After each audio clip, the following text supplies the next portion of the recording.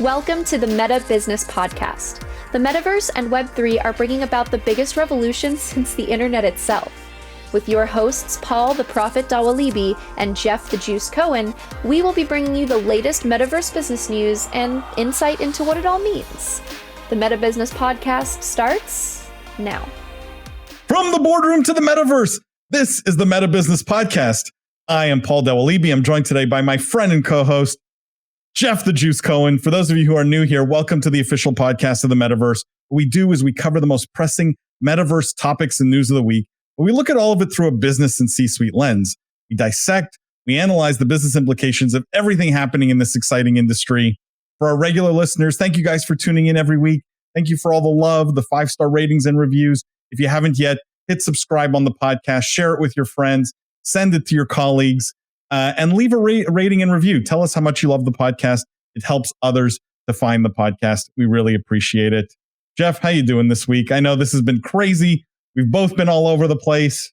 Crazy busy week. We're recording at a little bit of a later date than we normally do. We were both traveling last week. I was in France actually meeting my new company. So I spent the week in France. Awesome. It was kind of only the second time I'd been to France and first time in like a decade. So I was pretty impressed actually. And I know you were in the Bahamas, which I was, as people can tell, if you're watching this, I am wearing some very, very obnoxious glasses handed out by Solana. I was at Crypto Bahamas, so huge. Ridiculous crypto and Metaverse and Web3 conference. They were very gracious. They invited me to speak on a panel about gaming and Web3 and the collision of those two things. It was a lot of fun. I will say, Jeff, that there's this world. It feels like a different world, the whole crypto world, right? Like gaming, Metaverse, these are things that are familiar to us, especially coming from gaming. But the whole crypto world, there is the amount of money, the amount of people, the amount of interest, the amount of excitement. It was unbelievable. It was only 1,500 people there, I think, but it felt like 150,000. That's wild. I definitely want to ask you some questions and get some of your takeaways maybe. But before that, did you get any other cool swag besides the glasses? You would think, right? It was like all like keychains and knickknacks, unfortunately. I just felt they looked Metaverse-y, so I wore them. There you go. But no better swag than that, unfortunately. We should have done something around Meta Business and handing out swag, I think, but missed opportunity. No, they were just incredible people. Like, Bill Clinton was there, and obviously you had Sam Bankman-Fried, the CEO of FTX, who were the big sponsors. The Mooch, because it was the SALT conference, right? So he was there. Tom Brady. Tom Brady. You really led with Bill Clinton. There was other ones. There was other ones you could have led with. I will say Tom Brady probably one of the better, if not the best speaker I saw there, actually. Really? And not because the depth of his crypto knowledge or anything like that. But I think conferences make this mistake all the time where they invite the most knowledgeable people and not necessarily the best speakers, right? And Brady had a way and it was rehearsed clearly, right? Like he's obviously done this multiple times and practiced it, but like a way of drawing you into the story, inspiring you, it's a little bit of rah. I guess that's the quarterback's job, but amazing sort of how he tells stories and ties it to business and tied it to crypto and did, I thought, a tremendously good job. So I guess not to put you on the spot because we didn't rehearse this before, but any big takeaways or anything related to gaming? And then yes. I know you had a panel. Yes. What tell us about that. So first of all, let me just start with maybe an anecdote that is going to lead into my takeaway. But when I first got there, my business partner, Greg, said, "Oh, you better download Telegram. Well, you got to get Telegram because everyone's on Telegram." I'm like, Telegram? Like, why would I use that? Like, we're already on Discord. Like, we use Discord for everything, for work, for games, for everything. And I download Telegram and then everyone's trading, their Telegram IDs, whatever. And it made me realize the crypto people don't realize how superior Discord is to Telegram. Like, it's not even close. Telegram's total crap, like actual total crap compared to Discord. So much better. But I tell this story because it's also like fun. what I confirmed at this conference is the crypto people don't understand gaming. Even the ones building play to earn companies, even the ones claiming to be building games, many of them weren't, I was shocked, weren't even gamers, right? Like I would talk about my experience with World of Warcraft and I would sort of get glossed over looks. Like maybe that's just because it's an old game, but that may say more about Activision Blizzard and the state of Warcraft, but but and I said this on the panel, which is there is no more target rich environment for crypto companies than gamers, but there is no industry failing more spectacularly at reaching gamers than crypto companies. Like they have the greatest opportunity, but are failing in the most spectacular way. And it's interesting to see if we can bridge this gap, right? Like making crypto fun, because there's nothing much about crypto that's very fun, actually. Like when you break it down. So it was interesting. That was my big takeaway. It's like a payments encryption technology at its heart. So like there really is generally no reason why it should be fun. But just to drill down on that, because I'm curious, and maybe this gets to a lot of what we talk about generally, but who's to blame for what you just said? Because I think you're spot on in terms of like it has the most upside, but yet it's failing most spectacularly. In your opinion, is that the gamers to blame, or is that the crypto people?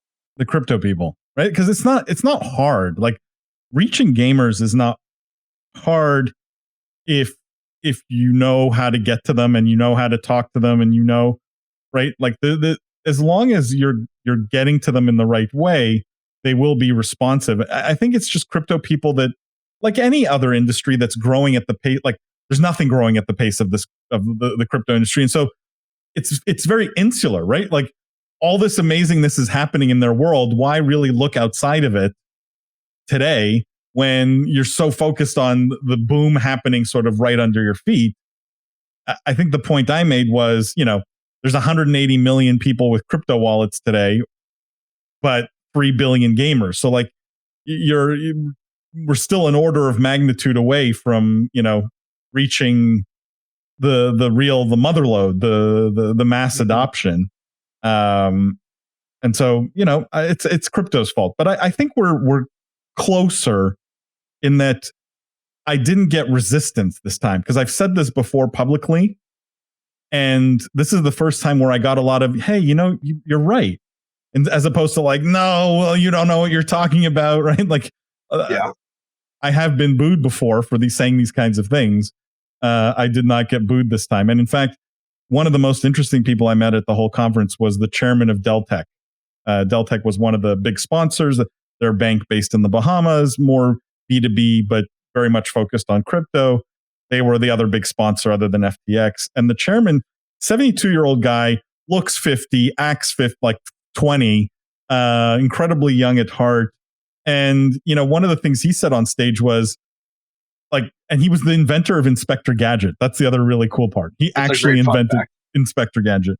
And his whole thing was like, why isn't banking fun? Like, just because something has to be serious doesn't mean it can't be fun. So he really resonated with my whole idea that the future should be fun, right? That everything should be gamified, that gaming should be the dominant form of entertainment and leisure and all these kinds of good things. And I loved his take that, right, even something as boring as banking, we should be able to make it fun. We have the technologies, we have the capabilities to do all of this.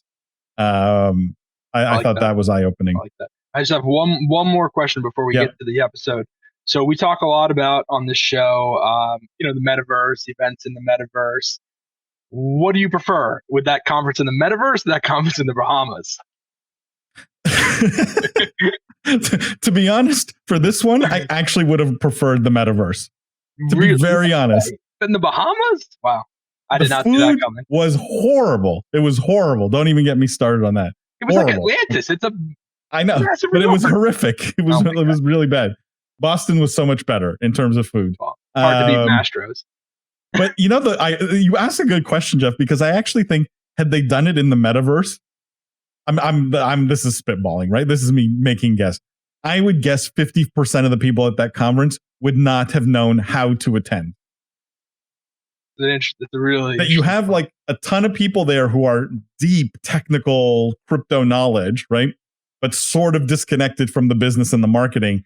And then you had a lot of business who realized the opportunity, but don't understand anything about the sort of the technical side of it, like nothing, right? This is about, marketing the next token or like what NFTs they have in their wallet. But beyond that, probably know nothing or about the technical side of it, or don't even own a PC probably powerful enough to get them into the metaverse. So I think they would lose half their attendance. It was nice being in person, and obviously nice weather makes a big difference. But it could have been in Florida or something, if you ask me, or Dubai. So we'll see. Good question though. You want to talk about news this week, because there was a good amount of news that I think we should dive into. That's what we do around here. That's what we do around here. That's why people tune in.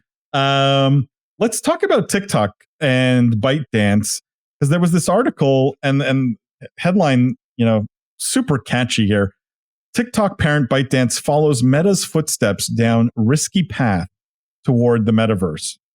And so what they're saying is ByteDance, $58 billion in revenue in 2021. They're assembling a metaverse hardware, content, software, and platform lineup similar to Meta. So, Meta said they were going to spend $10 billion a year, and they did report a $10 billion loss for 2021 for metaverse investments. It seems ByteDance going down this path and betting big, billions and billions of dollars on the metaverse. And that's going to include all these things: hardware, software, platform, content, etc. I guess I'm curious what you think of a company like ByteDance following Meta's footsteps, right?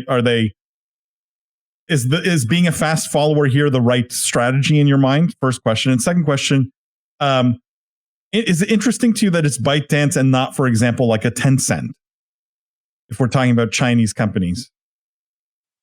So on the second one, I'm not sure. I definitely want to hear your opinion. On the first one, I think it does make sense, because China is going to probably operate as its own animal, as it does, with gaming, with internet in general. So I do think you're going to have like a China specific metaverse. So normally, you don't necessarily want to follow against a massive company like Facebook. Not that, ByteDance actually is probably fairly equivalent in market cap or size. So they have the muscle and the heft to go up against the Facebook. But usually you don't want to follow Facebook and someone who's a founder-owned company and has basically said they're willing to spend whatever it takes to, to build this vision. But given the China angle, I actually think it makes sense. In terms of ByteDance versus Tencent, I would imagine Tencent is doing something similar. I know that they obviously have a massive cloud infrastructure play. They're huge in gaming. We clearly know that. They don't necessarily have the hardware piece. So maybe that's where we want to drill into, like, is the hardware piece necessary? I guess I'll kind of posit that to you, and then maybe give you the hit you the ball in terms of Tencent versus ByteDance, if you have any thoughts. I mean, that is interesting, right? And you see here ByteDance bought this VR headset maker Pico. So ByteDance has a hardware play, Tencent does not. So that is an interesting difference. Well, one other common thread is the two companies we're talking about are social media platforms first and foremost, right? ByteDance with TikTok, Meta with Facebook. And it's interesting that the two who are essentially committing billions to building a metaverse publicly are social media platforms, not gaming companies, right? Like I've said many times that I believe ultimately the metaverse or metaverses will evolve out of gaming. Now, that could be gaming companies or it could not be. But do you think it's interesting that we're seeing two big social media platforms first, call it, before billions of investments from gaming companies? Because the gaming companies have talked about it, right? But they've not said we're spending billions of dollars. I mean, that could be because almost no other gaming company is big enough to throw that kind of muscle around besides Tencent. But I don't want to move stories too quickly. But one of the other stories we're going to talk about today is Epic. And they definitely are a gaming company, and they are pretty open about they were early talking about the metaverse. So I don't know that's perfectly accurate to say, hey, no gaming companies are leading the way in sort of investing in the metaverse. But I do think it's an interesting distinction that two of the ones that have stuck their neck out maybe the most are social media companies. Maybe it says something about where social media is and where they think that the growth is coming, right? Like there's not going to be another 4 billion people joining social media, but the next internet or, the metaverse, you will see that growth. Like it's obviously, inning one versus social media, which was spurned by the growth of mobile. The mobile internet is probably in inning 6 or 7, maybe to use the baseball parlance. It sort of confirms that this ultimate convergence between gaming and social media is going to happen.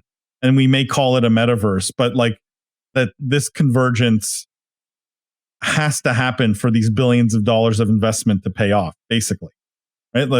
That social media needs to become gaming, and gaming needs to become social media, essentially. Just so I understand, when you say what do you mean by social? You mean like advertising supported place where people user generated content, like a platform?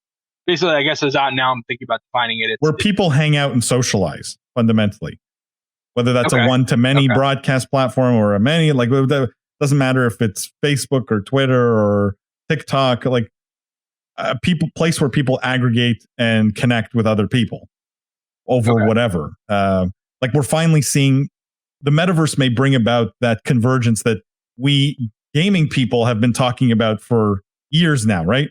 World of Warcraft, the greatest social media platform ever, or all my friends in Warzone or PUBG or whatever, right? Like it feels like this convergence is being accelerated by at least the word metaverse. I agree with that. You mentioned the Epic Games story. I'll bring it up now. Might as well. Not this one. This one. And this is the headline here is Fortnite maker Epic Games made failed funding bid ahead of $2 billion cash raise. So the first sentence I like, it says Wall Street may finally be getting over its Fortnite addiction. They raised $2 billion from Sony and Kirkby. Kirkby owns Lego, so it's Sony and Lego. Values the business at $31.5 billion, which was slightly higher than the round they closed in April of 2021 at $28.7 billion. So a tiny uptick in valuation, and they raised $2 billion. Now, supposedly they failed. They had gone out with the idea of doing an tender offer through NASDAQ, like a private exchange, to sell shares at a $42 billion valuation, which basically fell through. There were crickets. No one wanted to buy at $42 billion. I'm curious what you make of this and how this ties into potentially Epic / Fortnite's metaverse ambitions, Jeff. Like, how do you read into this story? Yeah, I mean, I guess we had covered a little bit the raise and kind of a couple weeks ago what we thought about the valuation. Like, I think flat, if you look at relative to what the public market comps have done over the last year, is actually like a kind of a win. It probably doesn't feel that way when you're raising private money, but given the backdrop of how Fortnite is done, which is not that great, and then the Apple sort of battle, which actually is referenced here in the article as being a key problem according to insiders, which I'll have to give you credit.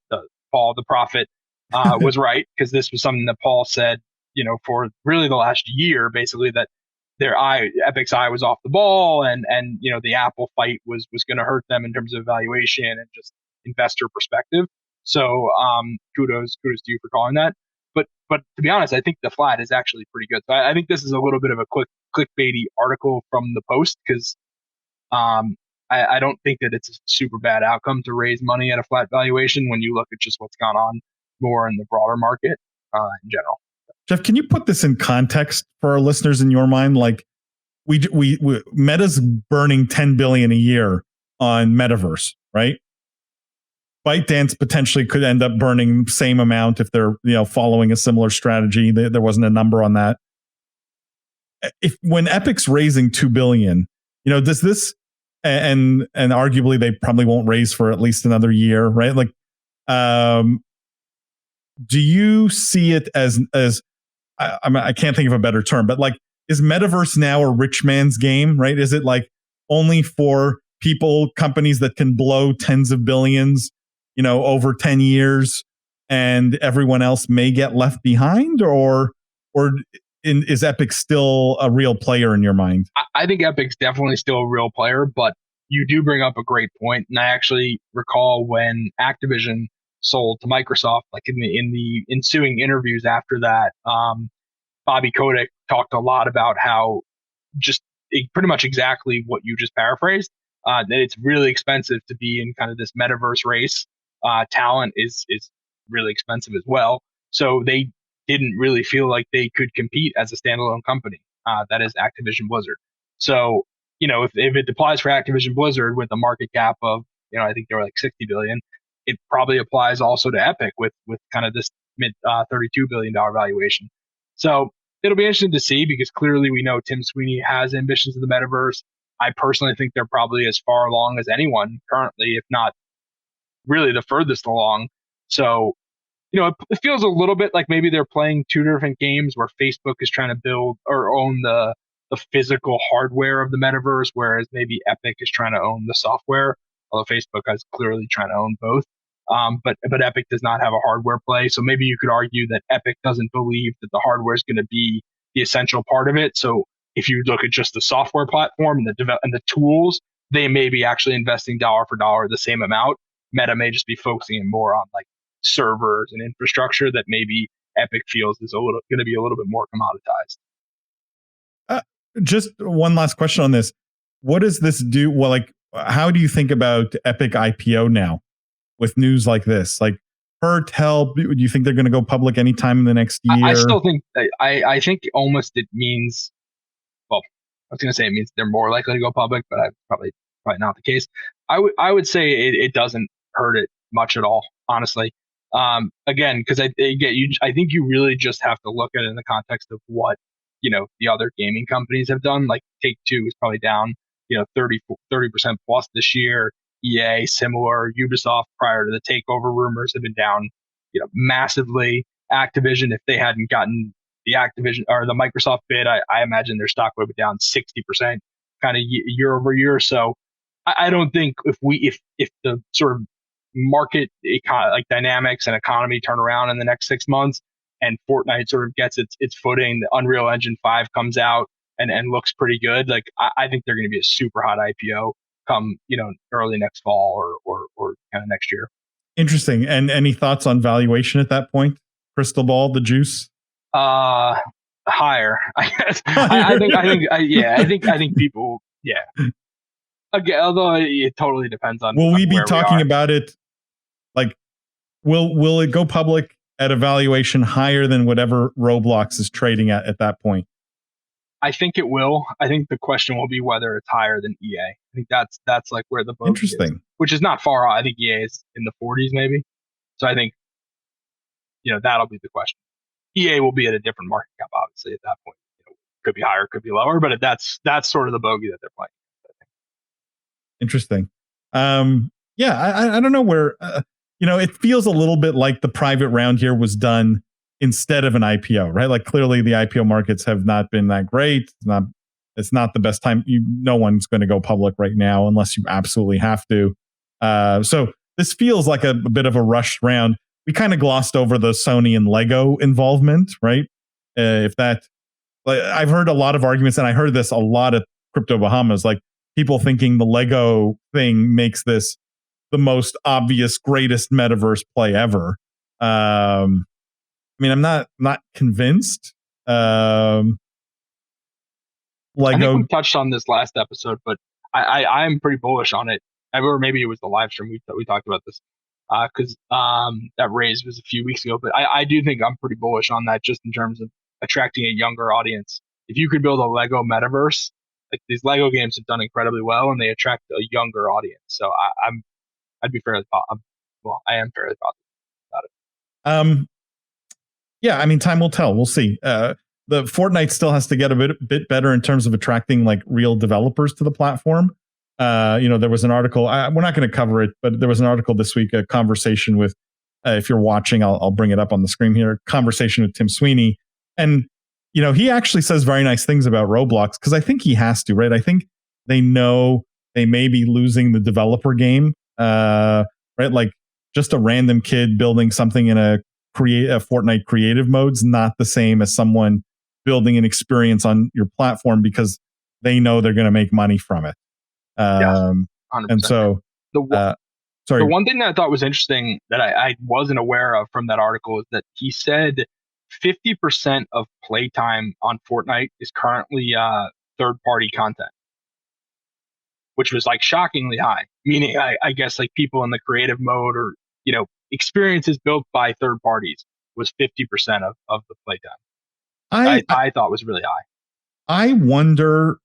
I mean, I actually believe that. I'm not that shocked by it because if you watch anyone playing Fortnite on Twitch, it's always like, and the creative modes aren't that good, right? Like it's stupid things like, doing build battles or little obstacle courses or like the equivalent of, I don't know if you remember Counter-Strike surfing.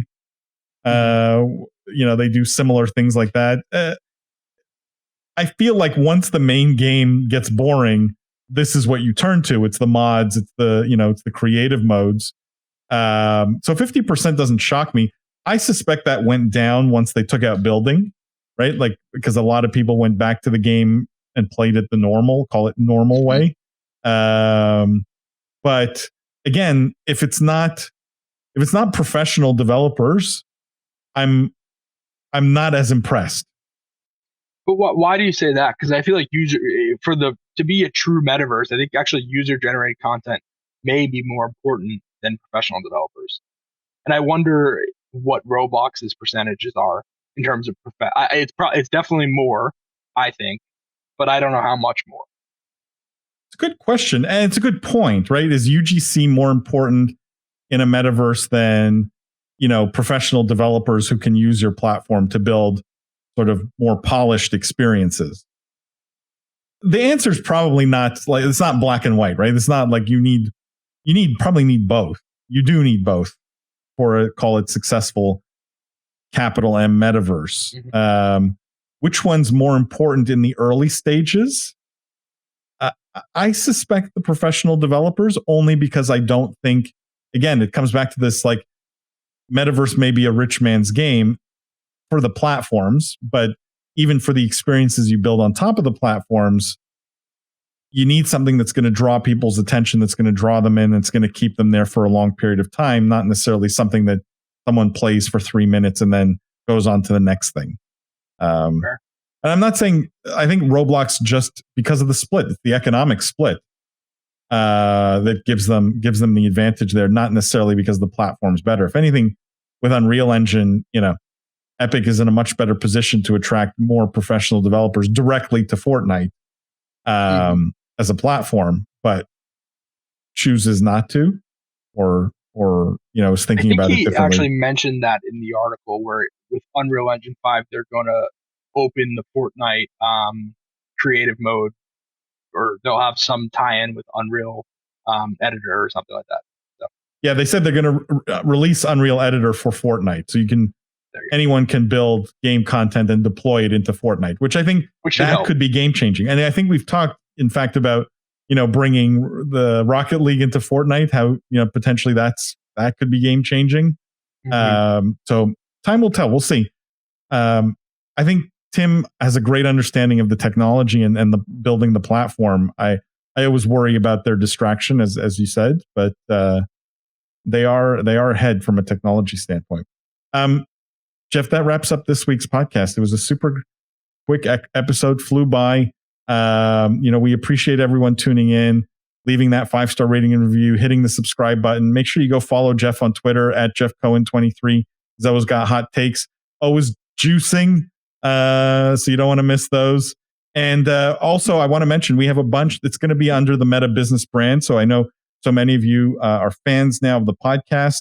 We're going to put out a ton of the content from Crypto Bahamas on our socials under the Meta Business banner. So definitely stay tuned for that. Look forward to all the stuff we did there, including my panel and some of the meetings and interesting conversations we had there. So definitely a lot to look forward to this week. And thank you, Jeff, as always. Thank you guys for tuning in.